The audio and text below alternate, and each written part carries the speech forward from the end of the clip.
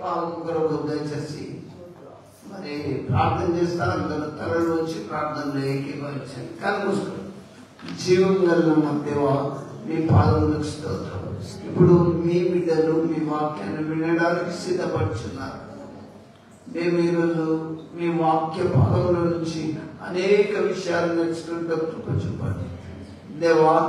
మీ లేఖనాలు మేము పరిశీలించి మేలైనది, నాణ్యమైంది మా హృదయంలో నింపుకొని అనుదినము మీరు స్తుతించే భాగ్యం దయచేయండి దేవా. మీ బిడ్డలతో ఈరోజు ఏ వాక్యం ద్వారా మాట్లాడవలసి ఉంటుందో మీరే చూటిగా చక్కగా మాట్లాడి మహిమ పొందమని యేసు నామములో ప్రార్థిస్తున్నాము తండ్రి. ఆమేన్. దయచేసి దేవుని వాక్యంను బహు జాగ్రత్తగా వినండి, ఆశీర్వాదపడండి. నేను మీకు క్రైస్తవ బిడ్డలైన మీ అందరితో నేను మీకు ఒక విషయం చెప్తాను, బాగా గుర్తుంచుకోండి. రోగం పోవాలన్నా, మంచిగా మన పనులన్నీ సక్రమంగా జరగాలన్నా, ఏ పనైనా, ఈవెన్ మ్యారేజ్ కానీ జాబ్ కానీ ఏదైనా రావాలన్నా వాక్యానుసారంగా మీరు బ్రతకానికి దేవుడు ఆశీర్వదిస్తాడు. నేను మీకు ఒకటి జ్ఞాపకం చేస్తా. వాక్యములకు వెళ్ళక ముందు గొర్రెలు కాసే దావీదును దేవుడు ఇశ్రాయేలుకు రాజుగా చేసిండు. దావీదు ఏం పని చేసేది? మొదలు గొర్రెల కాసేది. కానీ దేవుడు ఆ గొర్రెల కాసే పిల్లల్ని ఇశ్రాయేలుకు రాజుగా చేసిండు. ఇంకొకటి, అన్ని విలువిద్యలు నేర్చుకున్న మోషే గొర్రెలు కాయాల్సి వచ్చింది. ఫరో ఇంటిలో అన్ని విద్యలు నేర్చుకున్నాడు మోషే, కానీ లాస్ట్కినా గొర్రెలు కావాల్సి వచ్చింది. దేవుని బిడ్డలారా, నేను మీకు ఒకటి జ్ఞాపకం చేస్తున్నా. దేవుని చిత్తాన్ని దేవుని చిత్తం ఏదో పరిశీలించి బ్రతకండి. ఇవి లెగ్ డేస్ అని అనేక మంది అనేక సంఘాల్లో మరి ఉపవాస ప్రార్థనలు చేస్తుంది. ఇప్పుడు బైబిల్ ఏం చెప్తుంది? ఇదంతా మనం బైబిల్ వాక్యానుసారంగా మనం బ్రతికితే, నడిస్తే, ప్రవర్తిస్తే మన జీవితానికి మేలు. అయ్యో అయ్యగారు చెప్పిండు అట్లా కాదు. బైబిల్ ఏం చెప్తుందో ఆ వాక్యానుసారంగా మనము పాటించి జీవితంలో అన్వయించుకుంటే చాలా దీవెనకరం. మనం కూడా బ్రతుకు దినం అంతా క్షేమంగా ఉంటామని సెలవిస్తుంది బైబిల్. నేను ఈరోజు చెప్పే అంశం ఉపవాసం ఉండండి. అంశం గుర్తయిందా? ఉపవాసము ఉండండి. అనేక మంది అనేక రకాలుగా ఉపవాసం ఉంటారు. కొంతమంది ఈ లెంట్ డేస్ పట్టుకునే ఉంటారు. 40 రోజులు ఉపవాసం ఉందామని. సరే, మంచిదే, నేను కాదనండి. మన ఆత్మీయ జీవితానికి, మన శరీరాన్ని బట్టి మనం ఉంటే మంచిది. మన స్థితిని మోసేంత పరువు మోయాలి, కానీ అధికంగా మోస్తే ఎట్లా? అందుకే నేను చెప్తున్నా. ఒకటి బైబిల్ గ్రంథంలో నుంచి తీసుకోండి. యోవేలు గ్రంథం 2వ అధ్యాయం 12లో యోవేలు ఏం చెప్తుందో చూడండి. యోవేలు 2వ అధ్యాయం 12లో, మీరు ఉపవాసం ఉండి కన్నీరు విడుచుచు దుఃఖించుచు మనపూర్వకంగా తిరిగి నా యొద్దకు రండి. దేవుడు ఏమని సెలవిస్తాడు? ఇప్పుడైనను మీరు ఉపవాసం ఉండి మనపూర్వకంగా, అంటే మనస్ఫూర్తిగా రావాలి. ఏదో ఇవాళ 40 రోజులు 2 డేస్ కదా, రోజు పోయి అలా ప్రార్థన చేసుకొని వద్దామనేది కాదు. మనపూర్వకంగా మనస్ఫూర్తిగా రావాలి దేవుని దగ్గరికి. దేవుని బిడ్డారా, ఇప్పుడైనా మీరు మనపూర్వకంగా నా యొద్దకు రండి. వచ్చి ఏం చేయాలి? ఉపవాసం ఉండి కన్నీరు విడుచుకుంటూ ప్రార్థన చేయాలి. నేను మీకు ఏం చెప్తున్నా? మీకోసం ప్రార్థన చేయండి, మీ పనుల కోసం ప్రార్థన చేయండి, మీ పిల్లల కోసం ప్రార్థన చేయండి. అట్లా మనస్ఫూర్తిగా దేవా నా పిల్లలను దీవించు, దేవా నాకు మంచి ఆరోగ్యంగా ఇచ్చి, దేవా మమ్మల్ని జ్ఞాపకం చేసుకోమని మనపూర్వకంగా మనస్ఫూర్తిగా చేయండి. అట్లా. కానీ మనం ఏదో ఉపవాసం నుండి సుంకరి పరిచయండి తీసుకొస్తాం మీ ముందు. సుంకరి పరిసయుడు వాళ్ళిద్దరు దేవాలయానికి పోయి ప్రార్థన చేసిండు. పరిసయుడు ఏమని చేస్తుండు? వారానికి 2 సార్లు ఉపవాసం ఉంటాను. అరే దేవునికి తెలియదు అని ఉండేది, దేవునికి తెలుసు కదా. వారానికి 2 సార్లు ఉపవాసం ఉంటున్నా, నా సంపాదనలో 10వ భాగం ఇస్తున్నా, ఇంకా అదో అంతేకాదు ఆ సుంకరి కంటే ఇట్లేం పెట్టి ఒకరిని చూపిస్తుండు. ఆ సుంకరి కంటే నేను అన్నింటిలో ముందుంటున్నా అని చెప్పి ప్రార్థన చేస్తాడు. నేను ఒక్కటే చెప్తున్నా, మన వ్యక్తిగతంగా మన కోరికలు, మన బాధలు, మన విన్నపాలు దేవునికి చేరాలి అంటే బైబిల్ ఏం చెప్తుంది? ఇసుకే యోగలు ఏం చెప్తుండ్రు? ఇప్పుడైనా మీరు ఉపవాసం ఉండి కన్నీరు విడిచుచు దుఃఖించుచు మనస్ఫూర్తిగా తిరిగి నా యొద్దకు రండి. రావాలి. దేవుని దగ్గరకు వచ్చి కన్నీరు కాచుకుంటూ నీకేం వాళ్ళు అడుగు ఇస్తాడు.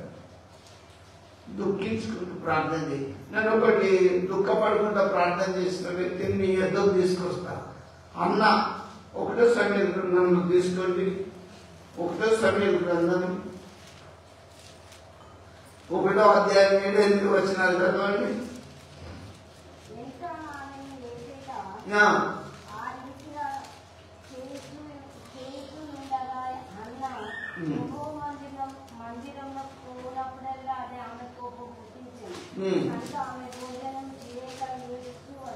చూడండి, అన్న భోజనం చేయకుండా మందిరానికి వచ్చింది, ఏడ్చుకుంటూ వచ్చింది.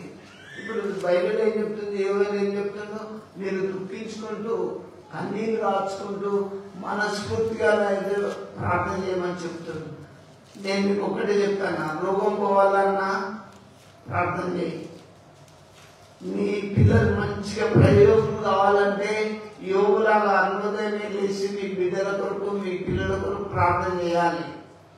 ఇక్కడ క్లియర్గా మనకు అర్థమవుతుంది, అన్న పిల్లలు లేరు, ఆమె జీవితంలో గుండ్రాలు. ఎవరైనా సూటిపోటి వాళ్ళు ఇప్పుడు నా గురించి పక్కోళ్ళు అనుకుంటారు, వేరే వాళ్ళు అనుకుంటారు, కానీ నా ముందు అనలేరు కదా. అన్నాను కూడా గుండ్రాలు, పిల్లలు లేరు, ఎందుకు ఇంత ఆపచన ఏదో అంటే ఆమె విని దేవుని సన్నిధిలో అన్నం తినక అని రాయబడ్డది. ఆ వచనం చదవండి. కనుక ఆమె భోజనం చేయక ఏడ్చుతూ దేవుని దగ్గరకు వచ్చింది. బైబిల్ ఏం చెప్తుంది? యోగం ఏం చెప్తాడు? మీరు కన్నీళ్ళు కాచుకుంటూ ఏడ్చుకుంటూ నా యొక్క మనఃపూర్వకంగా ప్రార్థన చేస్తే నేను వాళ్ళ ప్రార్థన వింటాను. ఆ వచనం యోగేలుది యోగేలులో మరొకసారి యోగేలు 2వ అధ్యాయం 12 అది చదవండి మీరు. చదువు. ఇప్పుడైనా మీరు ఉపవాసం నుండి కన్నీడ్చుచు దుఃఖించుచు మనపూర్వకముగా తిరిగి నా యొద్దకు రండి. ఇదే యెహోవా వాక్కు. దేవుని యొక్క వాక్యం ఏమని సెలవిస్తుంది? మీరు ఎప్పుడైనా కన్నీరు కాచుకుంటూ మనస్ఫూర్తిగా నా యొద్దకు రండి, నేను మిమ్మల్ని ఆశీర్వదిస్తా, బాగు చేస్తా అని చెప్తాను. నేను మీకు ఒకటి చెప్తాను, పెళ్లి సంబంధాలు సెట్ కావాలన్నా దేవుని దగ్గర ప్రార్థన చేయాలి. ఎలియాజరు రిబ్కా విషయంలో ప్రార్థన చేసి వెళ్ళిండా లేదా? దేవుడు కార్యం చేసిండా లేదా? ఆయన ఏమని చేసిండు? దేవా, నేను ఊర్లోకి పోతున్నా, ఏ చిన్నది ఎదురుగా వచ్చి నాకు నీళ్ళిస్తుందో ఆమెనే నా యజమానుని కుమారునికి భార్య అవుతుందని చెప్పి ప్రార్థన చేసుకున్నాడు. రిబ్కా అలాగే ఈయన ప్రార్థన చేసుకున్నాడు, అలాగే వచ్చి మీదెక్కడ అయింది అని ఆ చిన్నది నీళ్ళు ఇచ్చింది, ఒంటెలో చేరిపోసింది. దేవుని ఎదుట మనం ప్రార్థన చేస్తే, ఆర్టిఫుల్ గా హృదయపూర్వకంగా చేస్తే దేవుడు ఆలోచిస్తాడు. అందుకే నేను మీకేం చెప్తున్నా, నీ జీవితంలో రోగం పోవాలన్నా ఒక్కసారి బాగా కన్నీళ్ళు కావాలి. కన్నీళ్ళు కాచి ఆయుష్ పెంచుకున్న అతన్ని ఇసుకే అంటుడు యెషయా గ్రంథం 38 వ్రాయబడి ఉంటుంది. చూడండి, నేను మీకు చెబుతున్నా, హిజ్కియా కన్నీళ్లు కాచుకుంటూ దేవుని ఎదుట ప్రార్థన చేస్తాడు. హిజ్కియా దగ్గరికి యెషయా పోయి, ఇక అయిపోయింది, ఈ లోకంలో బతుకో, నీ ఇల్లు చక్క పెట్టుకో, ఈ లోకాన్ని నిలిచిపోయే రోజు ఉన్నదని చెప్పగానే ఆయన కన్నీళ్లు కాల్చుకుంటూ మంచంలో పడి, దేవా నన్ను ఒకసారి జ్ఞాపకం చేసుకో అని కన్నీళ్లు కాల్చుకుంటూ ప్రార్థన చేశాడు. నేను ఎందుకు చెప్తున్నానంటే కన్నీళ్లు కాల్చుకుంటూ చేసిన ప్రార్థన ఎప్పుడు కూడా వ్యర్థము కాదు. నీ రోగం పోవాలన్నా, నీవు బాగుపడాలన్నా, సమస్యలు తీరిపోవాలన్నా, నీ ఆయుష్ పొడిగిపోబడాలన్నా ప్రార్థన. హిజ్కియా ఆ కన్నీళ్లు దేవుడు చూసి దేవుడు ఏమంటాడు, హిజ్కియా నువ్వు కన్నీళ్లు కాచుంటే నేను చూశాను, ఇంకా 15 సంవత్సరంలో ఆయుష్ నేను నీకు ఇస్తున్నా. ఎంత ఇచ్చాడు? 15 సంవత్సరంలో ఆయుష్ దేవుడు పొడిగించాడు. అమ్మా, మానవ జీవితం ఏం తెలుసా? గడ్డి పువ్వు లాంటి జీవితం. పొద్దున పూసి సాయంత్రం వరకు వాడిపోయే బ్రతుకులు మనవి. నేను మీకు ఒక్కటే చెప్తున్నా, ప్రార్థన చేయడం నేర్చుకోండి. బ్రతుకులో నీ సెల్ఫ్గా, నీ అంతరాత్మకు నీకే తెలిసి ఉండాలి ఉపవాసం అనేది. నీకు దేవునికే తెలియాలి ఆ ఉపవాసం అనేది. అది దేవుని దగ్గర ప్రార్థన చేస్తున్నప్పుడు నీ ఆయుష్ పొడిగిపోబడుతుంది, చక్కటి ఆరోగ్యం వస్తుంది, కుటుంబంలో ఉన్న సమస్యలన్నీ తీరిపోతాయి. ఈ మర్మాన్ని క్రైస్తవ బిడ్డలు అందరూ తెలుసుకోవాలి. అందుకే యోవేలు ఏం చెప్తుందో, మీరు ఉపవాస దినము ప్రతిష్ఠించండి అని చెప్పి అక్కడి ప్రజలకు యోవేలు ప్రకటించాను. దేవుని బిడ్డలారా నేను మీకు జ్ఞాపకం చేస్తున్నా. ఇంకా యోనా కూడా, యోనా గ్రంథంలోకి రండి. 3వ అధ్యాయం 1 నుంచి 5 వరకు చూడండి. యోనా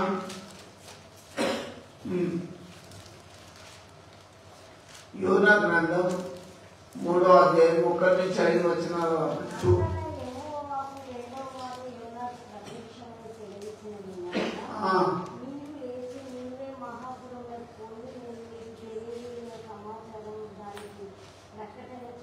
దేవుడు రెండోసారి యోనాతో మాట్లాడాడు.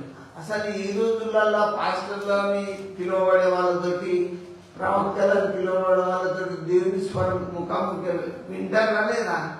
ఏమో, అతి తక్కువ. కానీ యోనాని పిలిచి, యోనా నువ్వు నిన్వే పట్టణానికి పోయి అక్కడ ఏమని ప్రకటించమంటాడు? మళ్ళీ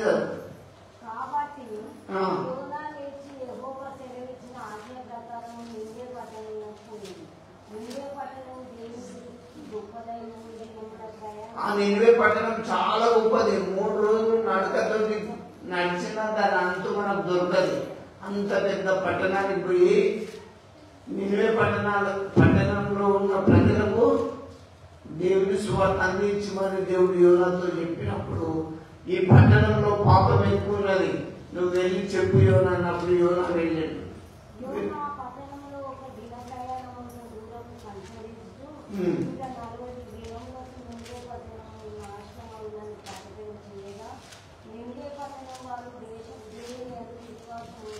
చూడండి,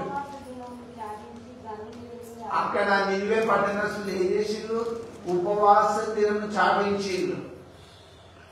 ఓ మన పట్టణము ఇదంతా నాశనం అయిపోతుందట అని ఆ నిన్వే పట్టణస్తులు, రాజు అందరూ, అన్ని అధికారులు, పెద్దలు అందరూ కూడా ఉపవాస దినమును ప్రకటించి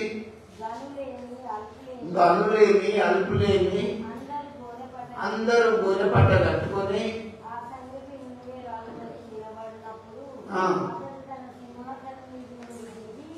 రాజు కూడా, అబ్బో ఈ పట్టణం నాశనం అయిపోతుందని రాజు కూడా కూర్చున్న సింహాసనానికి వెళ్ళి దిగి కింద కూర్చున్నాడు.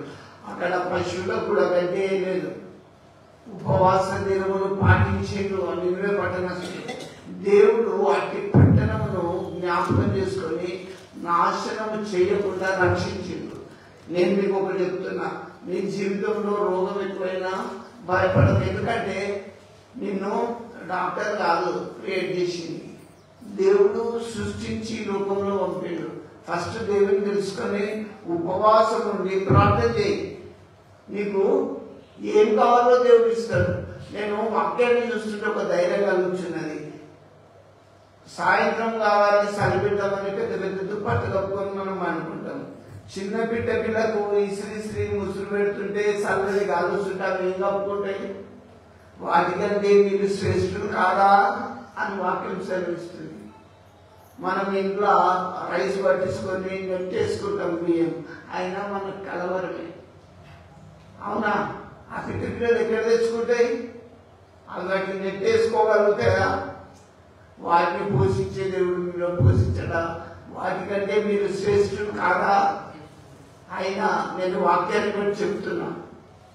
నినివే పట్టణస్తులు మరి దేవుని దృష్టిలో తగ్గించుకుని తమను తాము తమ వస్త్రాలు పెట్టి గోనె పట్టగట్టుకొని దేవుని యందు ప్రార్థించి ఉపవాస దినము చాటి మరి తగ్గించుకొని ప్రార్థన చేస్తున్నారు. దేవుడు ఆ పట్టణాన్ని నాశనము చేయలేదు. అందుకే ఉపవాసం అనేది జీవితంలో చాలా ప్రాముఖ్యమైనది. రోగం పోవాలన్నా ఉపవాసం ఉండాలి. నువ్వు ఏది సాధించాలన్నా ఉపవాసం ఉండాలి. ఉపవాసం యొక్క గొప్పతనం చాలా శక్తివంతమైంది.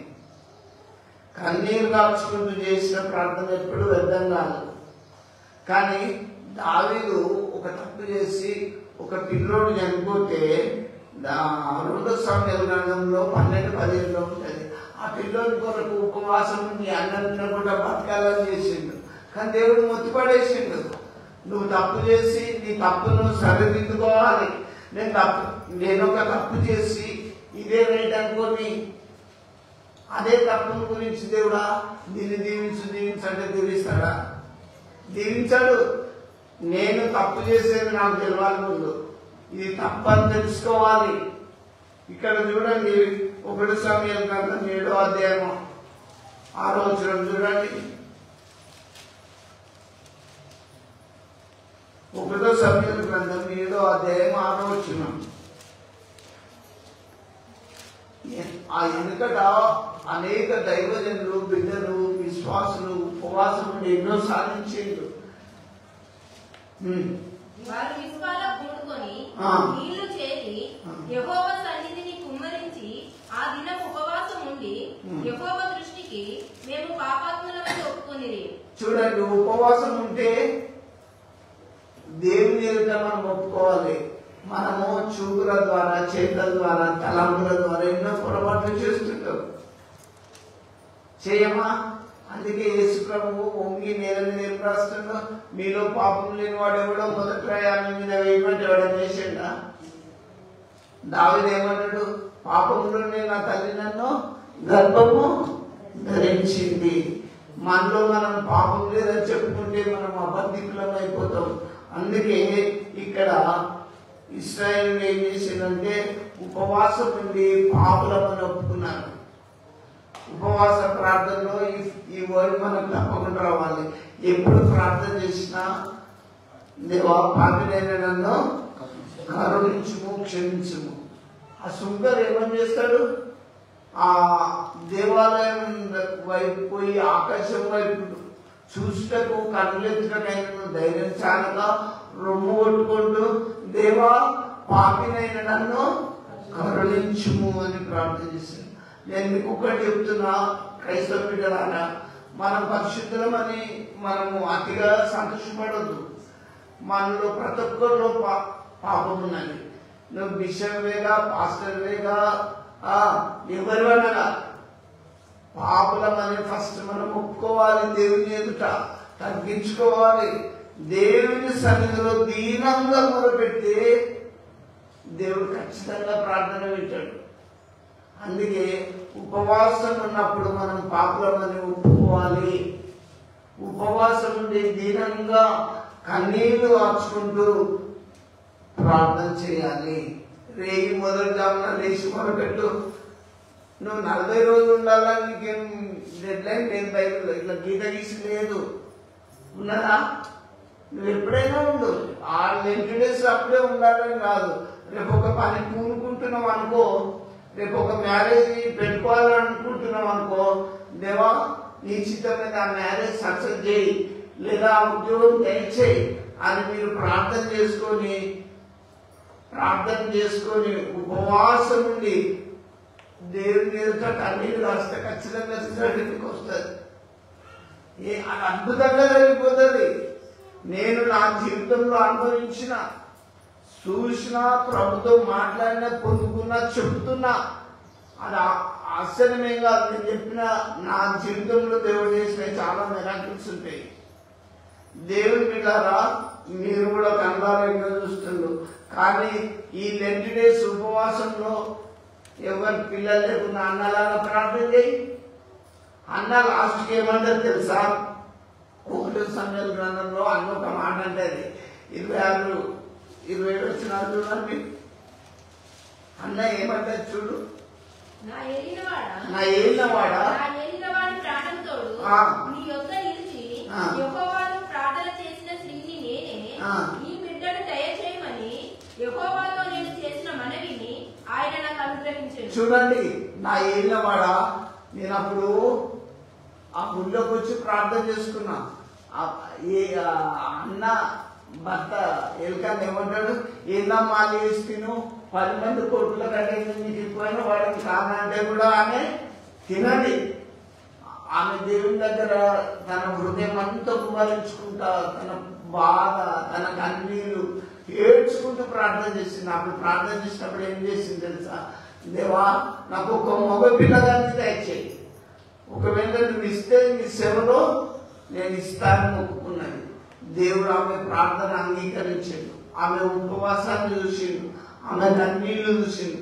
నువ్వు లెంట్ డేస్ లో ఉపవాసం ఉంటున్నావు అని చెప్పి కన్నీళ్ళు కాస్తున్నావు. అసలు కన్నీళ్ళు వస్తున్నాయా? ఎప్పుడు వస్తుంది కన్నీళ్ళు? ఎప్పుడు వస్తాయి తెలుసా? ఇక బతకడు, ఇక చచ్చిపోతారు అన్నప్పుడే అయ్యో అయిపోతుంది మా వల్ల బ్రతకనే ఇస్తాం. నేను మీకు ఒక్కటే చెప్తున్నా, యేసు ప్రభు శిలువ మరణం పొందేటప్పుడు చాలా దుఃఖాక్రాంతుడై ఆయన ప్రార్థన చేస్తుంటే ఆయన చెమట నేల మీద పడ్డది. అంత బాధగా ప్రార్థన చేస్తున్నాడు. మనం ప్రార్థన చేసినప్పుడు ఒక్కసారి క్రైస్తవ బిడ్డలకైనా నేను చెప్తున్నా, ఇట్లా చెమటలు వచ్చినాయా? ప్రార్థన చేస్తే వచ్చినాయా? చెమటలు వచ్చేలాగా ప్రార్థన చేసినామా? ఒకవేళ కూలికి పోయినాం అనుకో, ఉదయం నుంచి సాయంత్రం దాకా వాడు ఎండలో చేపిస్తారంటే చెమటలన్నీ కాస్తాయి, బట్టలన్నీ తడిచిపోతాయి. అప్పుడు ఆ పని చేస్తున్నాం. కానీ దేవునితో ముఖాముఖిగా కన్నీళ్ళు కాచుకుంటూ హృదయపూర్వకంగా ప్రార్థన చేసిన మనసు ఎంత బతుకున్నది. అందుకే నేను మీకు చెప్తున్నా, దేవుని బిడ్డలారా, మనం పాపంలో మనం ఒప్పుకొని అన్నాలాగా విజయం సాధించుకోవాలి. కన్నీళ్లు కావాలి. ఇసుకేలాగా కన్నీళ్లు కాచుకుని ఆయుష్ పొడిగించుకోవాలి. అన్నాలాగా ఒక కుమారుని పొందుకోవాలి. వింటున్నా, ఎలియాజరులో ఒక సంబంధం సెట్ కావాలి. జీవితంలో నేను మీకు చెప్తున్నా, ప్రార్థన చేసి ఏదైనా సాధించవచ్చు. కానీ నువ్వు దేవునితో ముఖాముఖిగా మంచి సంబంధం, రిలేషన్షిప్, దేవునితో నీకు మంచి సంబంధం ఉంటే దేవుడిని కూడా సమీపించదు. అందుకే నేను మీకు లెంట్ డేస్ అని అందరూ క్రైస్తవ బిడ్డలు పాటిస్తుండ్రు.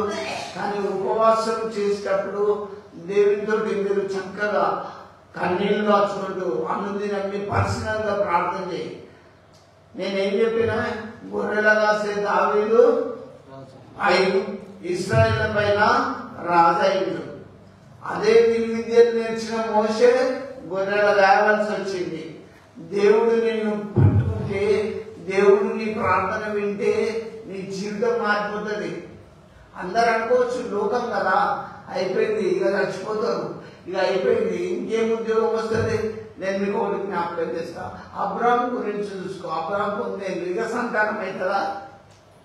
లోక సమాధానమైన జ్ఞానం అనేది ఏదైతే పోయినాక సంతానం అవుతుందంటే, దేవుడు ముట్టినాక, దేవుడు తట్టినాక, దేవుడు టచ్ చేసినా కానీ జీవితం అద్భుతమైపోతుంది. అబ్రాహ్మా,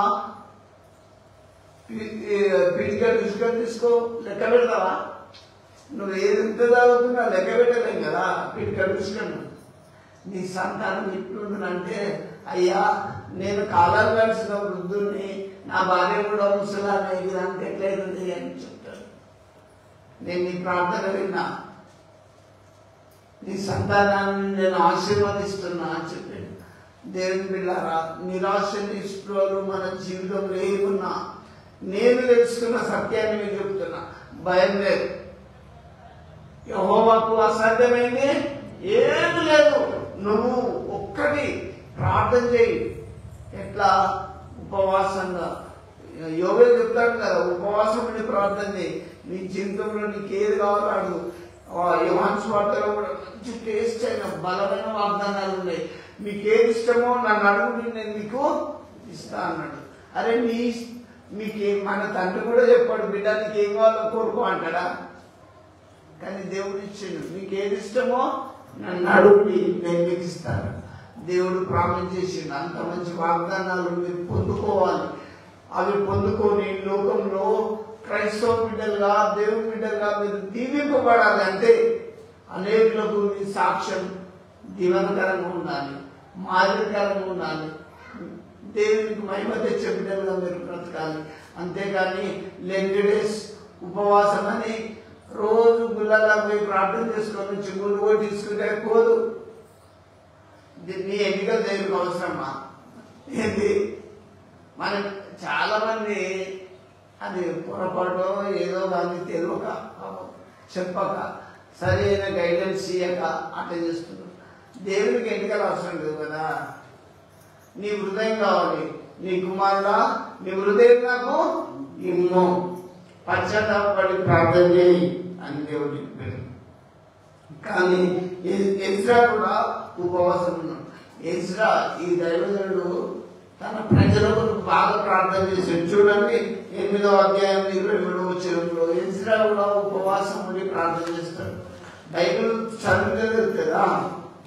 మేము ఉపవాసం ఉండి ఆ సంగతిని బట్టి మా దేవుని వేడుకొనగా ఆయన మా మనవిని అంగీకరించాడు. చూడండి ఎజ్రా ఏమంటాడు?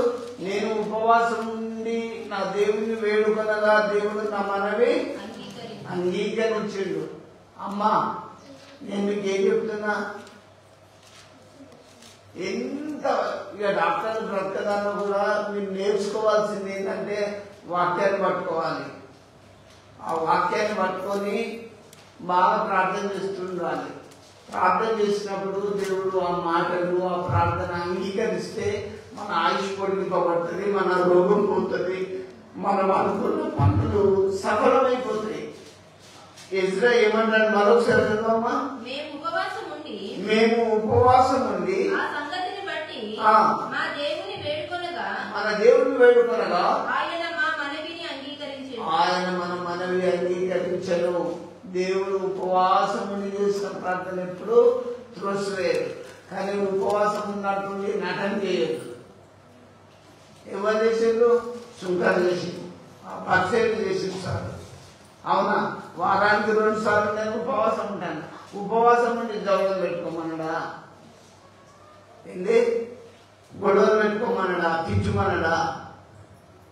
చాలా జాగ్రత్త. ప్రతి ఒక్కరికి వాక్యమును బట్టి నేను చెప్తున్నా. ఎజ్రా ఉపవాసం ఉండి ప్రార్థన చేసిండు. దేవుడు ఆ ప్రార్థన ఆలకించిండు.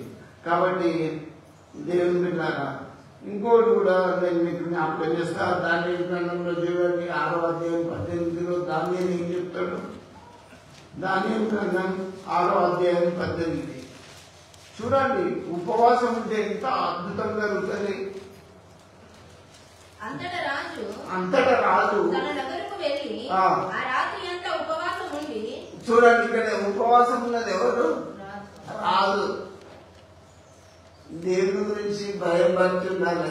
క్రైస్తవ బిడ్డలారా, రాజు ఉపవాసం ఉన్నాడు. ఎందుకున్నాడు తెలుసా? దానియేలు సింహం బోరులో వేసిండు. ఏ దేవునికి ప్రార్థన చేయొద్దంటే దానియేలు ఎలా రోజు తన ఇంటి పైగదికి ఎక్కి మరి కిటికీ తీసి దేవునికి ప్రార్థన చేస్తూ మొరపెడుతుండు. అసలు మనకు ప్రార్థన చేసే అలవాటు ఉన్నదా? నేర్చుకోవాలి క్రైస్తవ బిడ్డలు అందరూ కూడా. ఆ రాజు దానియేలును పట్టి సింహంలో వేసినందుకు రాజుకు నిద్ర పట్టలేదు, తినబుద్ధి అయితే లేదు. ఒక దైవ సేవకుడు, ఒక మంచి విశ్వాసిని అనవసరంగా మనం అన్నమనే బాధ రాజుకు దక్కింది. నేను మీకు చెప్తున్నా, అనవసరంగా మనం ఎవరైనా తిట్టితే ఈ రోజు కాకుండా ఒక రోజు కరెక్ట్ కలుగుతుంది. వింటున్నావా అమ్మా? వినండి. ఇక్కడ దానియేలు ప్రార్థన చేస్తున్నాడే తప్ప ఇంకేం చేయలేదు. రాజా, నీకు తప్ప ఏ దేవుడికి ప్రార్థన చేద్దంటే దానియేలు ప్రార్థన చేసిండు. నువ్వు ఆర్డర్ ఇచ్చినావు కదా, జీవోపాధి చేసినావు కదా. ఎవరైనా మరి ఏ దేవుడికి ప్రార్థన చేస్తే అటు వాడు ఎక్కడ వేయాలి? సింహం బోర్లు వేయాలని ఆర్డర్ ఇచ్చినావు. దానియేలు ప్రార్థన చేసుకుంటాడో మేము చూసినాం. పట్టుకొని సింహం బోర్లు వేయాలనగానే రాజు అనేక రీతులుగా దానిని తప్పించాలని ట్రై చేసింది. కానీ రాజు మాట అంటే తప్పదు కదా, ప్రజల యొక్క సమూహాన్ని బట్టి జీవం వచ్చింది కాబట్టి పట్టేసింది సింహం బోర్లో. ఆ రాత్రి ఏం జరిగింది మళ్ళీ చదవమ్మా. అంతటా రాజు తన నగరంకు వెళ్ళి ఆ రాత్రి అంతా ఉపవాసం ఉండి అతనికి నిద్ర పట్టకపోయాను. తెల్లవారుజామున రాజు వేకురునే లేచి సింహంల గుహ దగ్గరకు త్వరపడిపోయాను. అతడు గుహ దగ్గరకు రాగానే దుఃఖ స్వరంతో దానియేలును పిలిచి, చూడండి ఆ రాత్రి అంతా దేవుడు ఏం చేసిండు? ఆయన నిద్ర పట్టనియలే, తిననియలే, ఉపవాసం ఉన్నాడు.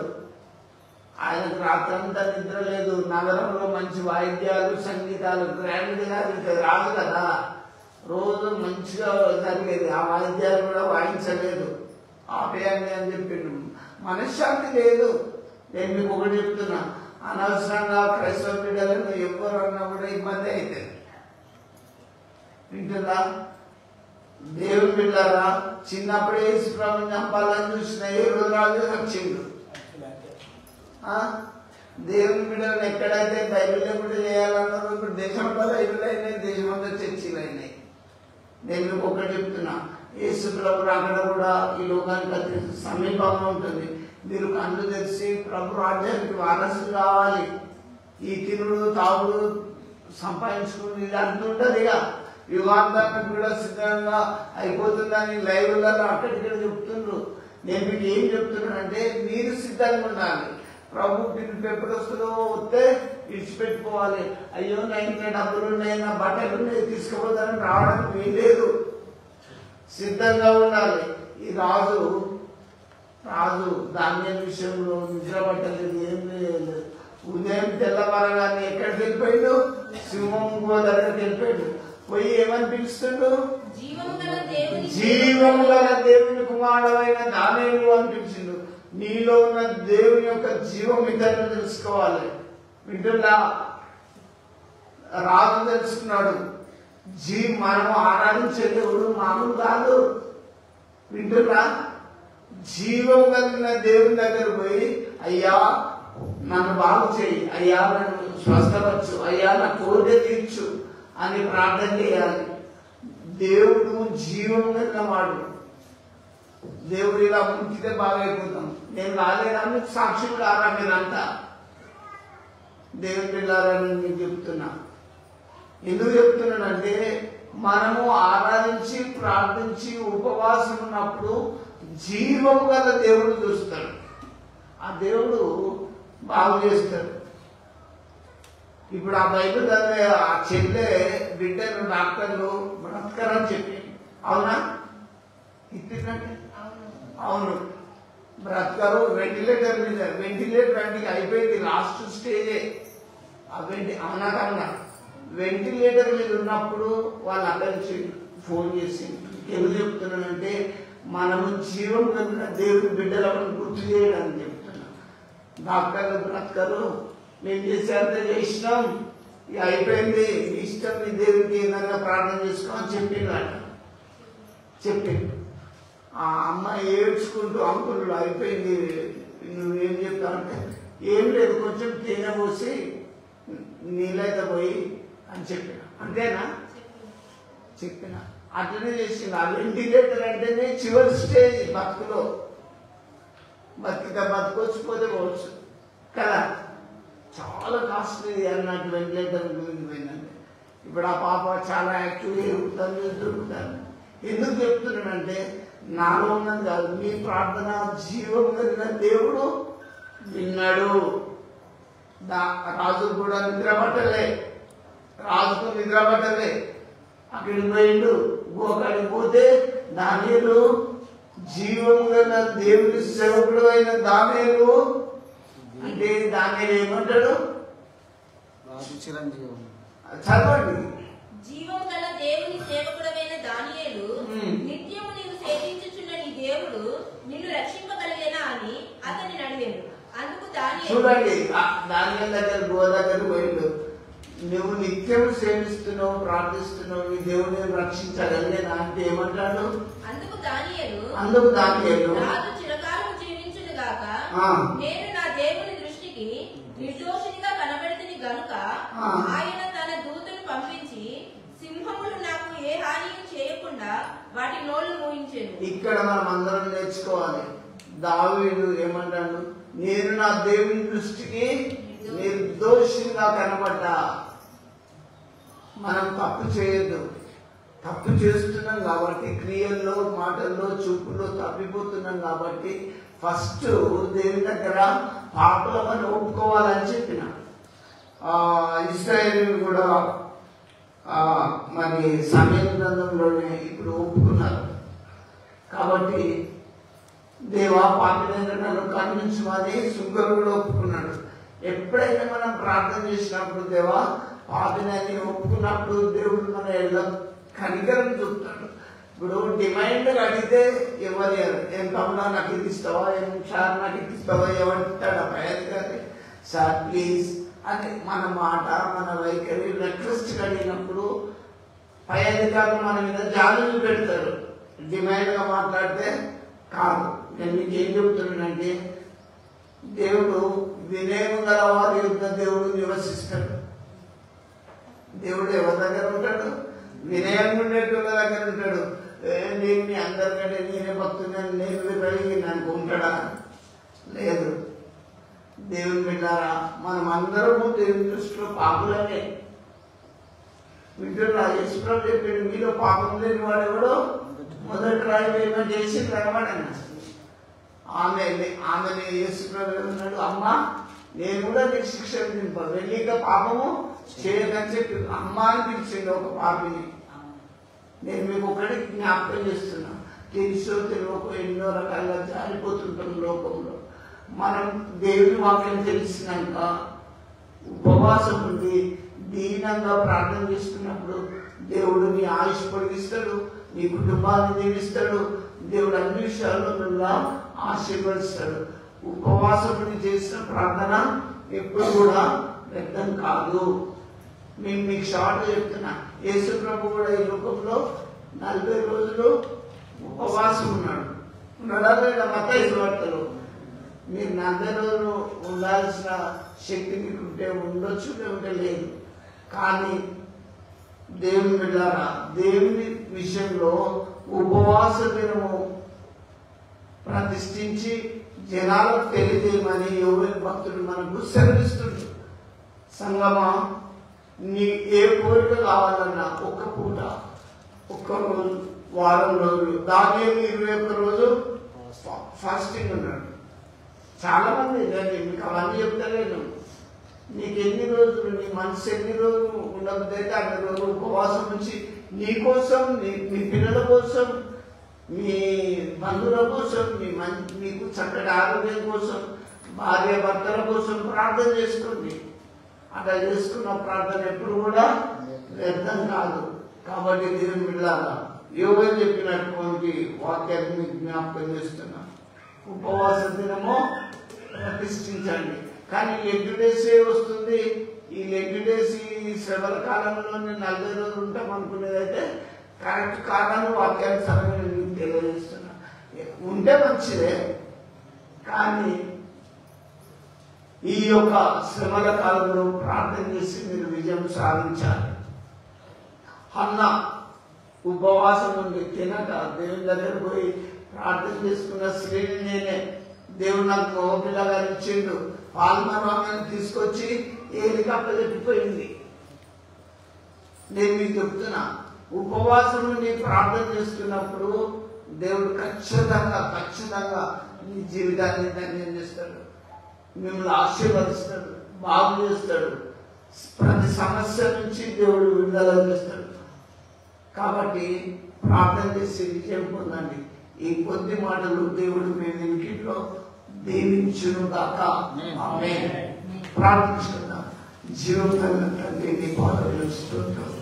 ఇదిగో ప్రభువా, ఉపవాస దినము ప్రతిష్ఠించుడి, ప్రకటన చేయుడి అని మీరు సెలవిస్తున్నారు. ఇదిగో తండ్రి, బిడ్డలు ఎంతో మంది ఉపవాసం నుండి విడుదల పొందిన మాటలు మేము తెలుసుకుంటున్నాం. ఇంకా అనేకం ఉన్నాయి దేవా. మీ చిత్తమైతే నెక్స్ట్ వీక్ లో కూడా చూస్తూ చెప్పండి దేవా. ఇప్పుడు విన్న వాక్యం వారి వెనుకలో దీవించండి. బాధలు, రోగంలో, కష్టంలో, సమస్యలు, ఇరుకులు, ఇబ్బందులు మేము ఉపవాసం నుండి ప్రార్థన చేసి మీ అందు కనికరం, మీ అందు మేము దీవింపబడి మీ కనికరం మా మీద ఉండలాగా ఆశీర్వదించమని ప్రార్థిస్తున్నాం. మా పాపములు, మా దోషములు కడిగివేయమని ప్రార్థిస్తున్నాం దేవా. ప్రతి బిడ్డను ఒక్కొక్కరికి స్వస్థపరిచి ముట్టి నడిపించమని, లైవ్ ఇంట్లో కుటుంబాలను ఆశీర్వదించమని యేసు నామములో ప్రార్థిస్తున్నాం తండ్రి. ఆమేన్. ఆమేన్.